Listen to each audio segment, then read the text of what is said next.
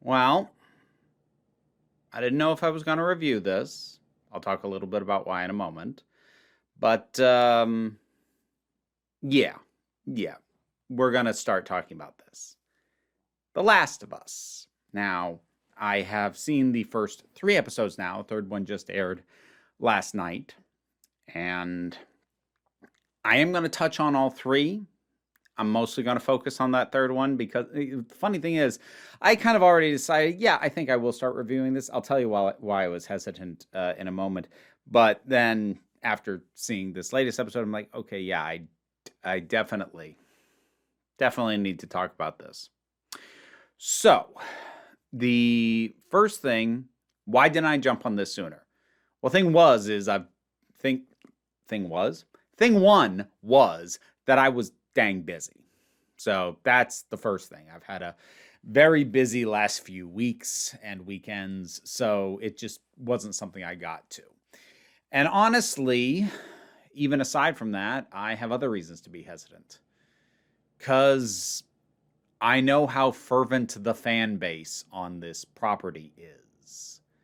And I'm not unwilling to engage with something that has a very fervent fan base, but it kind of needs to be something that I care about enough to put up with the potential crap I'm gonna get.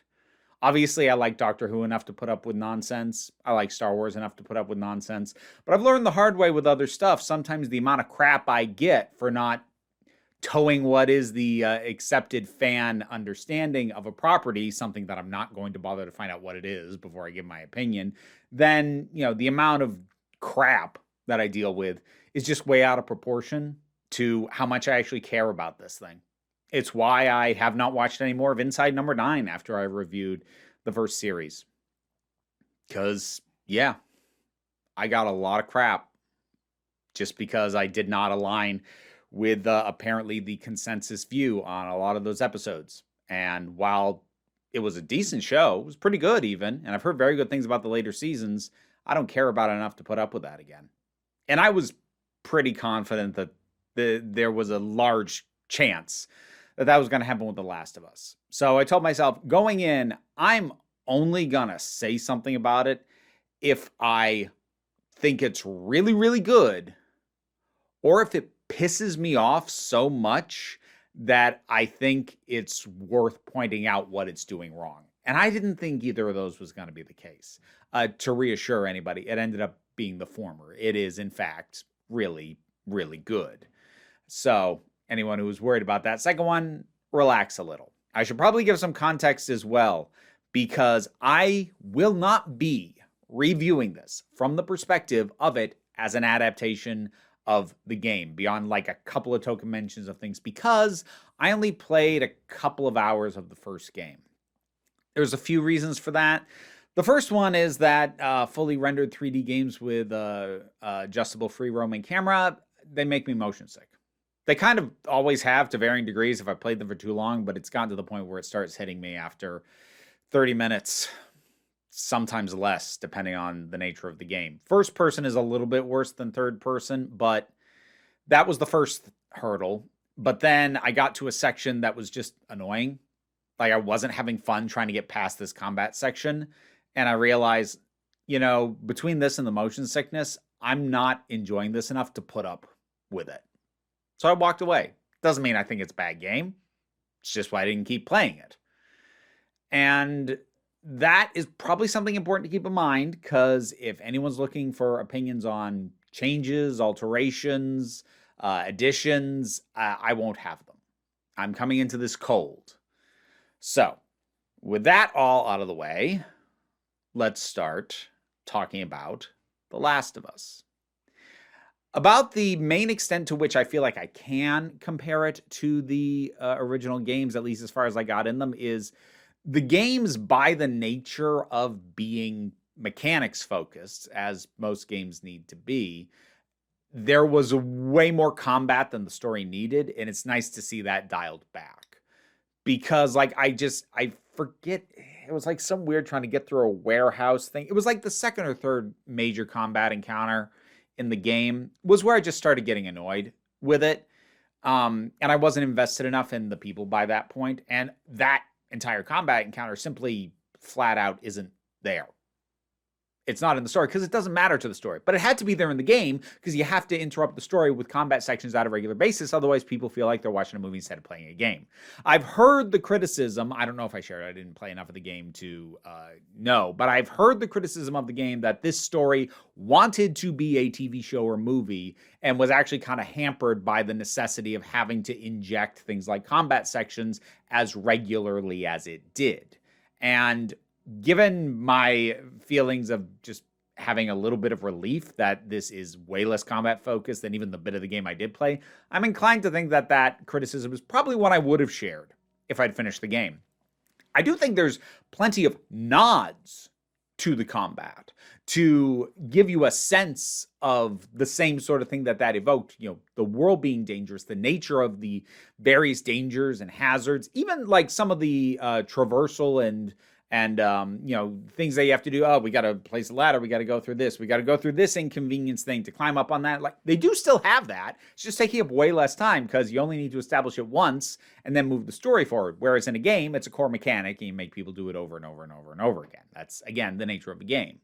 And minor tangent, some people make that it's an argument that games aren't good for telling stories, and I don't think that's true. But it does mean, depending on the nature of the story, the gameplay can feel interruptive if they aren't fully complementing each other. But anyway, coming back to this.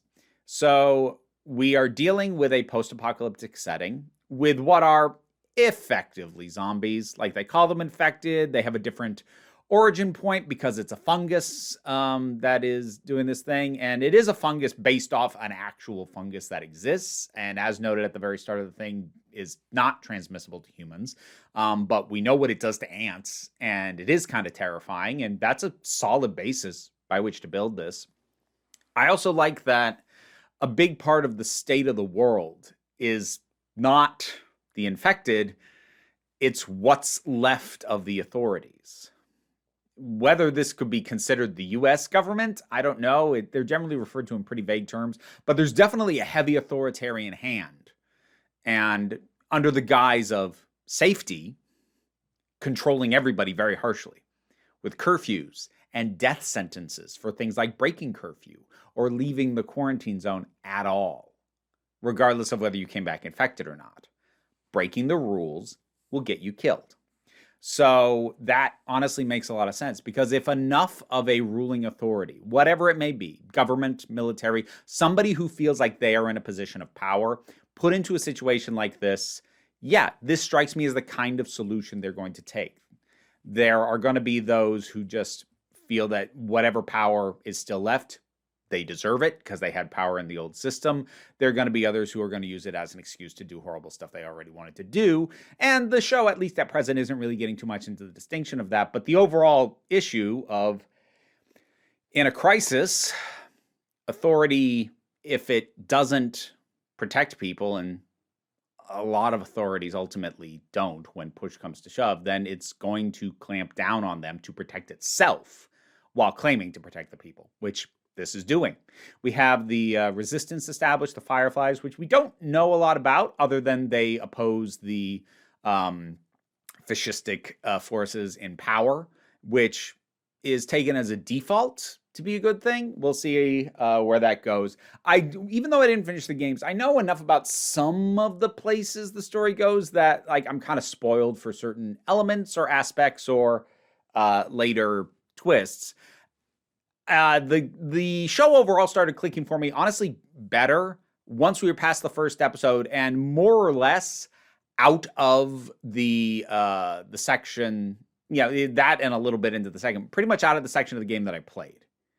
And honestly, I think I'm enjoying this more for not having finished the game.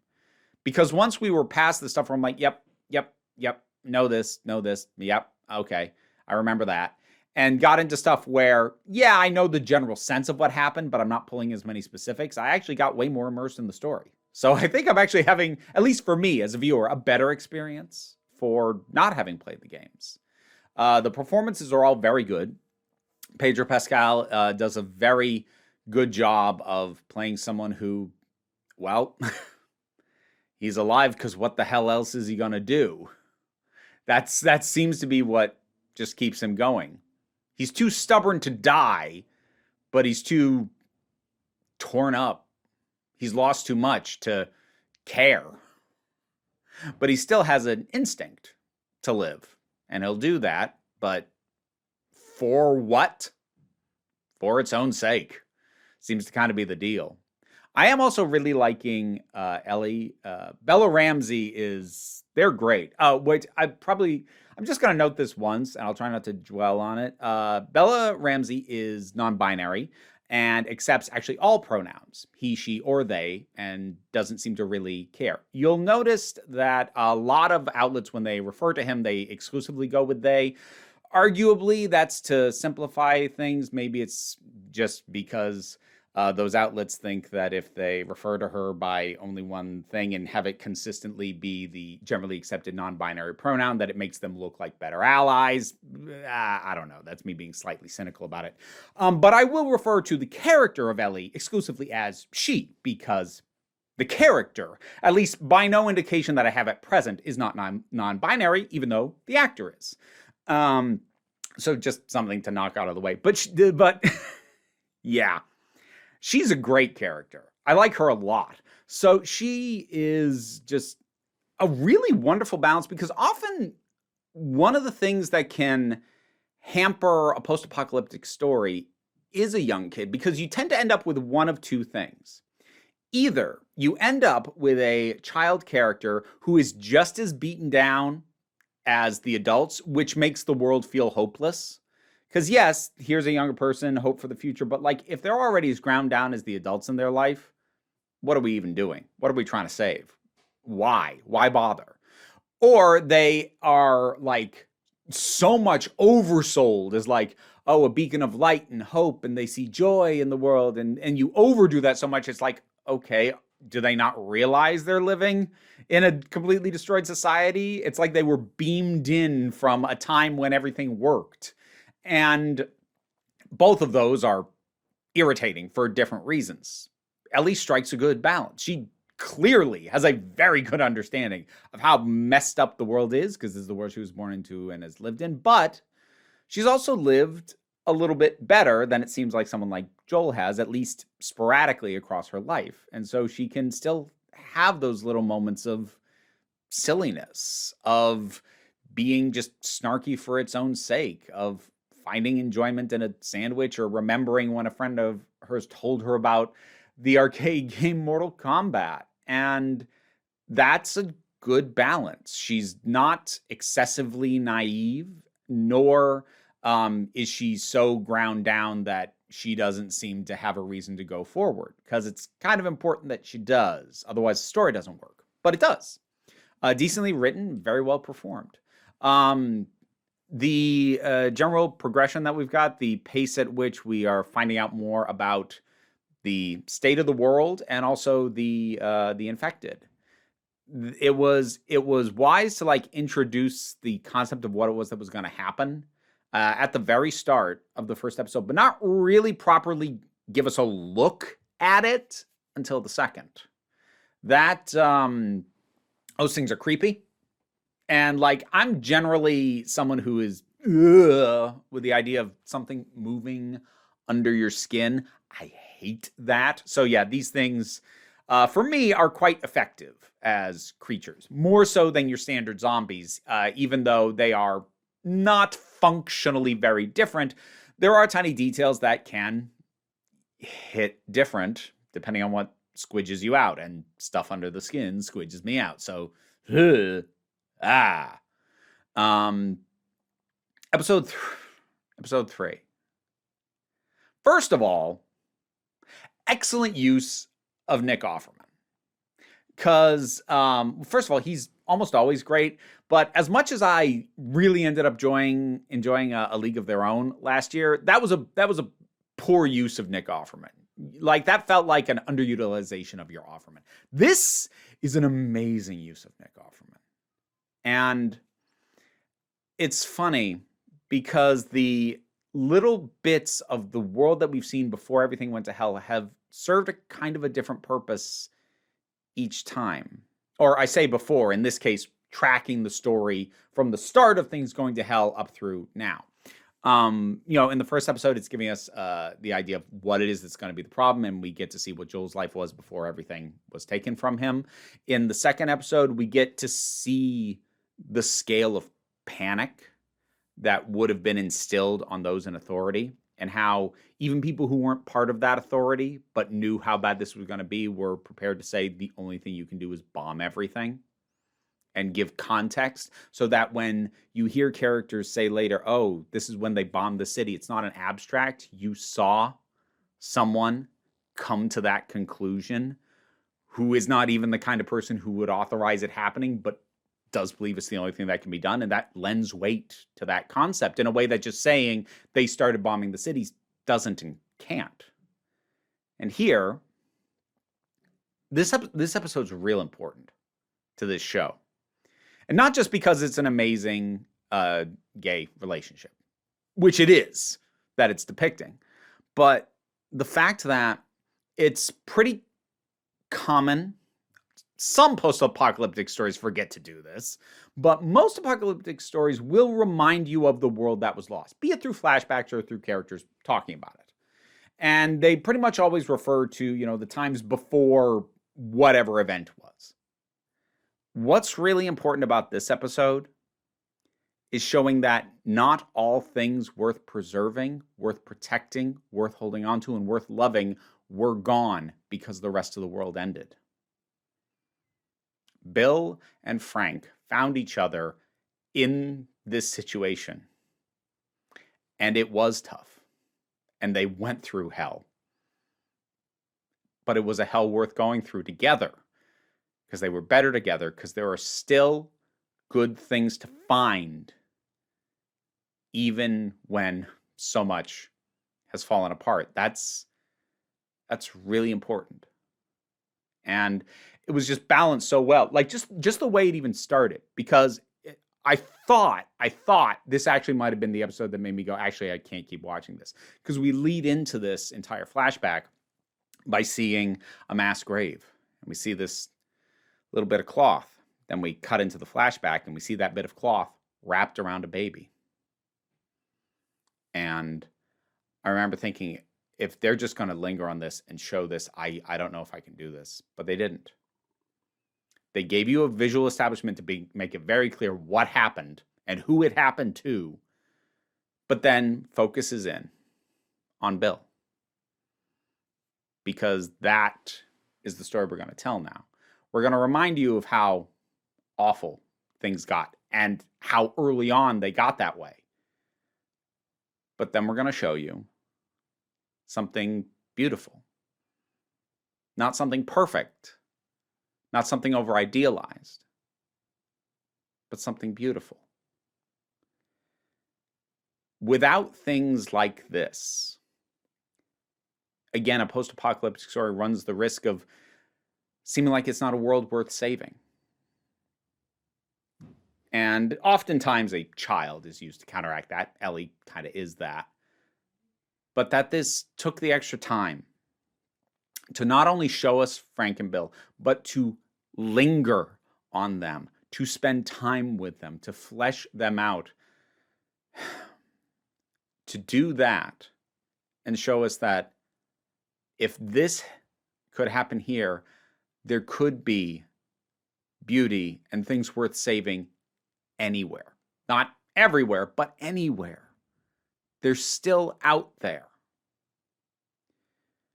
And the build of this relationship was so touching. I choked up at the first kiss.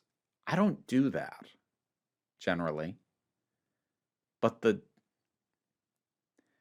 feeling of understanding, the want of a connection, the gentleness of Frank in easing Bill into probably the best period of his life that he would ever have.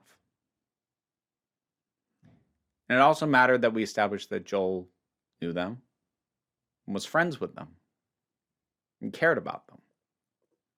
Because it shows that even though he is just in survival mode at this point, he's not blind to things of value.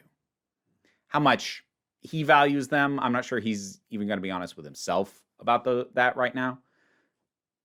But that he can still, or at least could, after having suffered the losses that he did, the fact that he could still build those connections, that matters. I would not have expected a full flashback episode of one-off characters to, first of all, not seem like a massive interruption, and second of all, be this effective. It's really amazing. It's really good. And I am going to keep watching this. We're going to do episode-by-episode reviews, at least through this season. I know it's already been greenlit for a second. Whether I do the second season is going to depend on how I feel at the end of the first. Hopefully this holds strong. I've had shows drop off badly on me before, drop the ball on something. I don't know. We'll see. But for right now, The Last of Us. First 3 episodes, whatever you want to talk about any of them, drop something down in the comments and let's talk about it. Patreon's what pays the bills and enables me to do this as my living.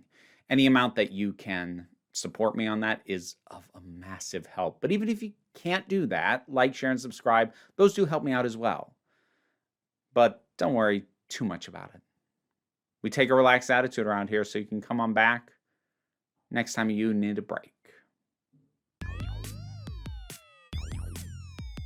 Well, it's Patreon supporter shout-out time, folks. So thank you to Robin Moore, Zubin Lutfulla, Tarak, The Thing That Goes Doink in the Anime, Oliver B., Angus Bjarnason, Linda Walters, Emu Delkey, Leotha Boyd, Toy Lowly, Becky Spark, Fernabilax the Poodle, Zach, Tracy Scrabbit, General Contact Unit Problem Child, Angry Casperl, Tim Price, Adam R.D.L. Taylor, Shayla Gourlay, and Brendan LaRose.